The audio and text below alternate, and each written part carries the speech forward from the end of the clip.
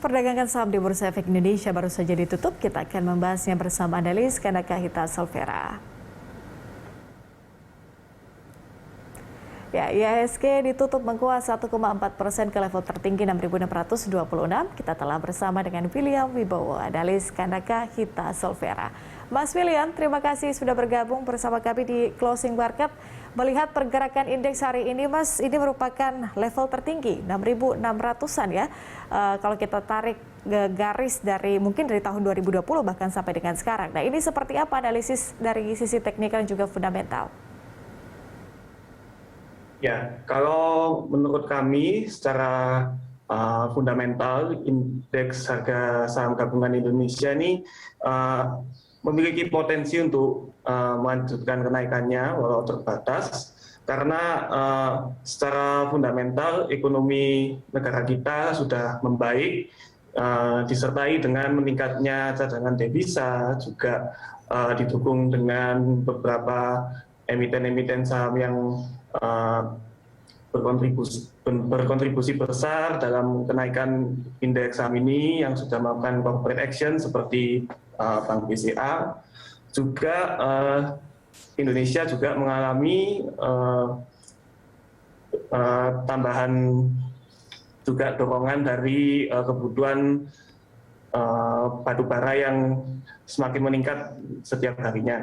Nah, secara teknikal, kalau kita perhatikan grafik IHSG, kami perkirakan IHSG sekarang berada di akhir dari wave 5 dari wave A, analisa teknikalnya secara Elliott wave.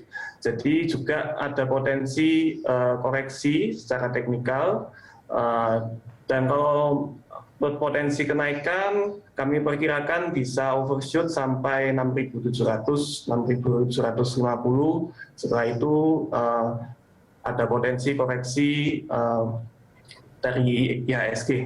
Ya.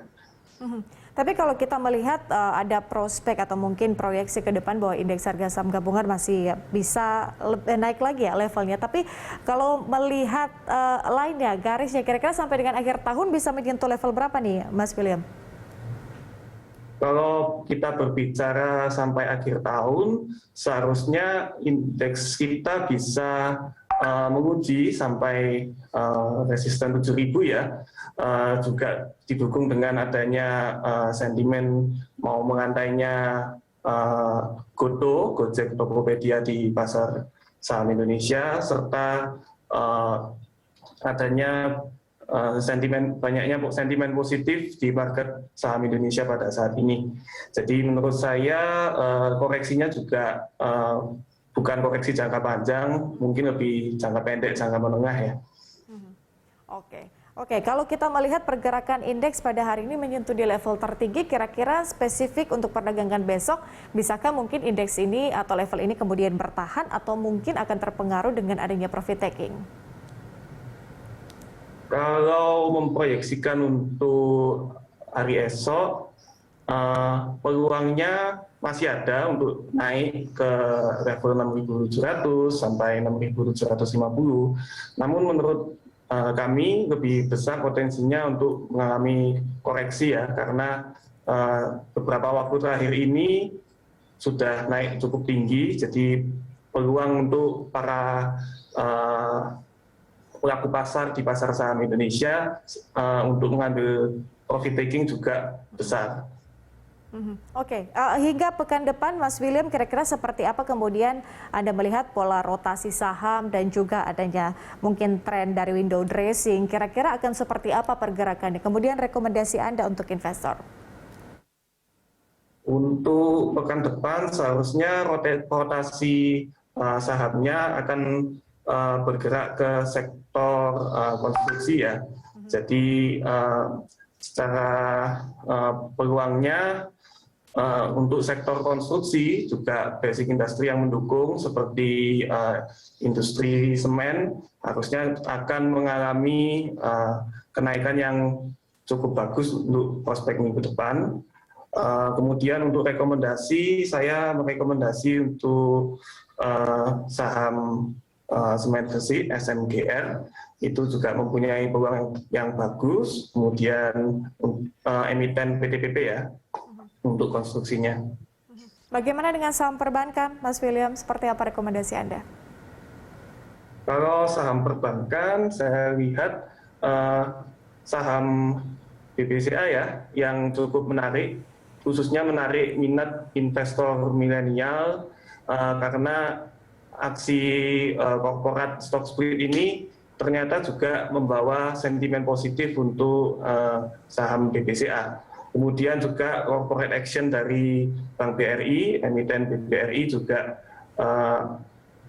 berpeluang untuk melanjutkan kenaikan harganya. Jadi BBCA dan BRI kalau menurut saya di sektor perbankan.